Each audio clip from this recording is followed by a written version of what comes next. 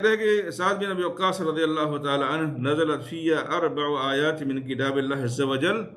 میرے سلسلے میں اللہ رب العالمین کی کتاب کی 4 آیتیں نازل ہوئیں، یعنی 4 آیتیں میرے بارے میں نازل ہوئیں۔ کانت امی حلفت، جب میں اسلام لایا، اس سے پہلے ان کا اسلام لانے کا واقعہ بیان کیا جا چکا ہے۔ کہتے ہیں جب میں اسلام لایا تو میری ماں نے قسم کھا لیا، کہتے ہیں جو بائیکاٹ کا دکھانے کا جو ہے کہ کہتے ہیں جب میری ماں نے میرے اسلام لانے پر کھانے کا بائیکاٹ کر دیا، کہا کہ میں کھاؤں گی پیوں گی نہیں یہاں تک کہ تم محمد صلی اللہ علیہ وسلم کا ساتھ چھوڑ دو جو ہے۔ تو اللہ رب العالمین نے یہ آیت نازل فرمائی، اور اس سے پہلے میری ماں نے یہ بھی کہا، صحیح مسلم میں یہ روایت موجود ہے، کہتے ہیں ان کی ماں نے یہ بھی کہا کہ زعمت ان اللہ یا وصاک بوالدیک وانا امک وآمرک بہذا۔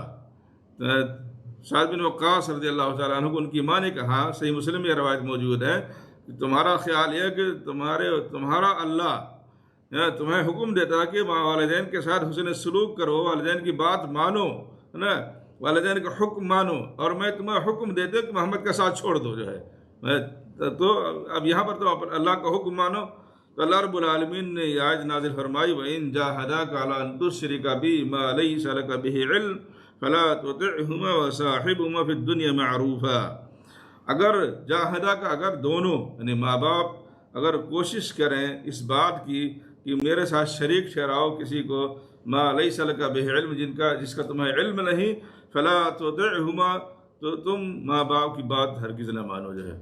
یعنی اللہ کی نافرمانی والی بات، یہ تو شرک کا یہاں خاص تذکرہ ہوا۔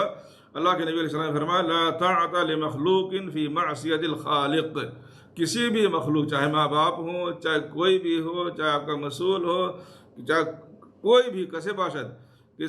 کسی بھی مخلوق کی اللہ کی نافرمانی جہاں ہو رہی ہے وہاں پر اس کی بات نہیں مانی جائے گی جو ہے۔ تو کہا کہ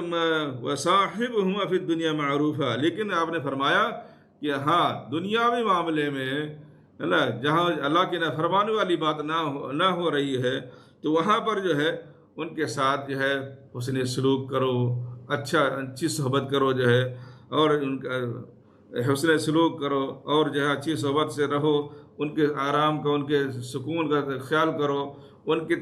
تکلیف دور کرو۔ دنیاوی معاملے میں ہر طرح سے جس طرح سے حسن سلوک کر سکتے ہو ان کے لیے ان کے ساتھ کرنا چاہیے، اگرچہ ماں باپ مشرک ہی کیوں نہ ہو، کافر ہی کیوں نہ ہو جو ہے۔ دوسری آیت کہتے ہیں انی کنت اخذت سیفا اعجبنی، کسی غزوے کی بات کر رہے ہیں کہ مجاہد کی کسی غزوے میں جو ہے یہ کیا نام ہے، مال غنیمت میں کوئی تلوار ملی، میں نے ایک تلوار لے لیا، مجاہدین کو ملی تلوار، مجھے اچھی لگی، وہ انی اخذت سیفا اعجبنی، میں نے ایک تلوار لیا جو مجھے اچھی لگی جو ہے۔ فقلت یا رسول اللہ، تو میں نے کہا یا رسول اللہ حب لی ھذا، یہ مجھے دے دے، مجھے عنایت کر دیں جو ہے، یہ تلوار مجھے اچھی لگ رہی جو ہے۔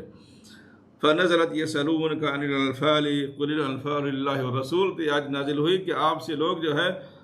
مال غنیمت کے بارے میں سوال کر رہے ہیں، کہہ دیجئے کہ مال غنیمت یہ اللہ اس کے رسول کے لیے ہے، یہ آدمی خود نہیں لے سکتا جو ہے مال غنیمت، اگرچہ جو اس نے خود کسی کافر سے قبضہ کیا ہے، خود کسی کافر سے پکڑا ہے، لیکن خود جو ہے وہ مال غنیمت یہ کہے کہ نہیں لے سکتا، میں نے اس کو پکڑا ہے کافر سے، خود نہیں لے سکتا، اللہ اس کے رسول کے بارے میں جو فیصلہ کریں گے وہ فیصلہ مانا جائے گا جو ہے۔ تیسری آیت کہتے ہیں انی مرضت فاتانی رسول اللہ صلی اللہ علیہ وسلم فقلت یا رسول اللہ انی اريد ان اقسم مالی فاوصي بالنصف فقال اللہ فقلت الثلث فسكت فكان الثلث بعده جائزا۔ تیسری آیت کہتے ہیں جو نازل ہے میرے سلسلے میں، آیت وصیت ہے جو ہے۔ کہتے ہیں میں بیمار ہوا، ایسی مجھے تکلیف ہوئی جو ہے، ایسی بیماری لاحق ہوئی کہ مجھے اپنے موت کا خدشہ ہونے لگا، تو میرے پاس اللہ کے رسول علیہ السلام میری عیادت کے لیے آئے، میری بیمار پرسی کے لیے آئے۔ میں نے کہا یا رسول اللہ میں چاہتا ہوں میں اپنے مال کو اپنے اولاد میں، اپنے ورثہ میں تقسیم کر دوں، اپنی زندگی میں جو ہے، کیا میں اپنے مال کو جو ہے وصیت کر دوں جو ہے آدھا، یعنی کچھ اور، جیسے ایک تو ورثہ میں تقسیم کیا جاتا ہے، ایک ورثہ کے علاوہ کچھ اور لوگ قرابت دار ہوتے ہیں کہ جس کو جو ہے وارث یعنی مال کا جو ہے جائیداد کا مالک چاہتا کہ جو ہے یہ میرے فلاں قرابت دار ہیں، ان کے وارث تو میرا نہیں بن رہا ہے، لیکن کچھ وصیت میں انہیں دے دیا جائے، وصیت کر جائے جو ہے نا ان کے حق میں جو ہے۔ تو کیا میں اپنے مال کو آدھا وصیت کر دوں؟ آپ نے کہا نہیں۔ انہوں نے کہا کہ ثلث، جب یعنی ایک تہائی آپ خاموش رہے، فَكَانَ الثُّلُثُ بَعْدَهُ جَائِزًا، آپ کی خاموشی اس بات کی دلیل تھی کہ ثلث کی وصیت کرنا، ایک تہائی کی وصیت کرنا جائز ہے، لیکن وہ بھی جو ہے بہتر نہیں، وہ بھی بہتر نہیں، کیونکہ ایک حدیث میں آپ نے فرمایا إِنَّكَ إِن تَذَرْ عَائِلَتَكَ أَغْنِيَاءَ من ان تذرهم عالة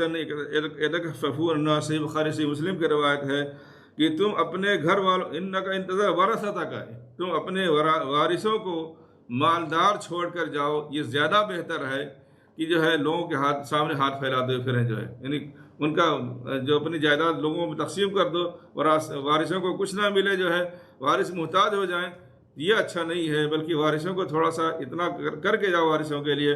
کہ جو ہے انہیں دوسرے کے سامنے ہاتھ نہ پھیلانا پڑے، جو ہے۔ پھر کہتے ہیں کہ جو اگلی چوتھی آیت انی شربت الخمر مع قوم من الانصار، کہ انصار صحابہ کرام کے ساتھ شراب کے حرمت سے پہلے، شراب کے حرام ہونے سے پہلے کی بات ہے کہ تو میں انصار صحابہ کے ساتھ یا انصار قوم کے ساتھ میں نے جو ہے شراب پی لیا، جو ہے تو انہی میں سے جو میرے ساتھی پینے والے تھے سب نشے میں ہو گئے، تو اب نشے میں ایک دوسرے کے ساتھ کیا کرتا ہے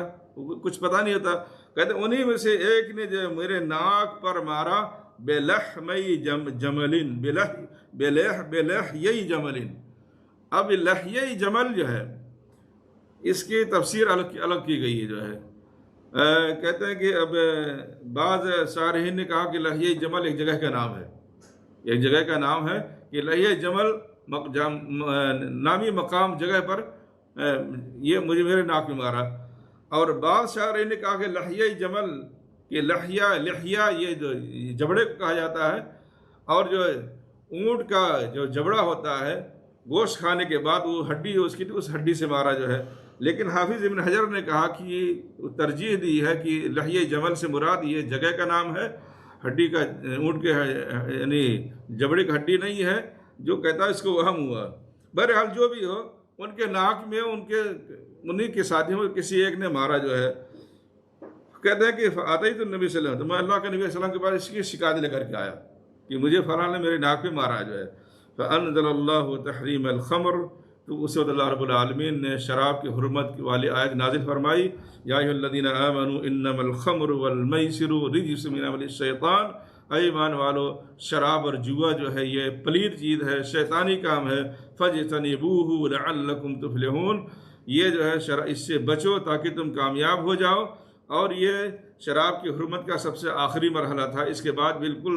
مکمل طور سے شراب اس آیت کے نازل ہونے کے بعد حرام کر دی گئی تھی، جو ہے۔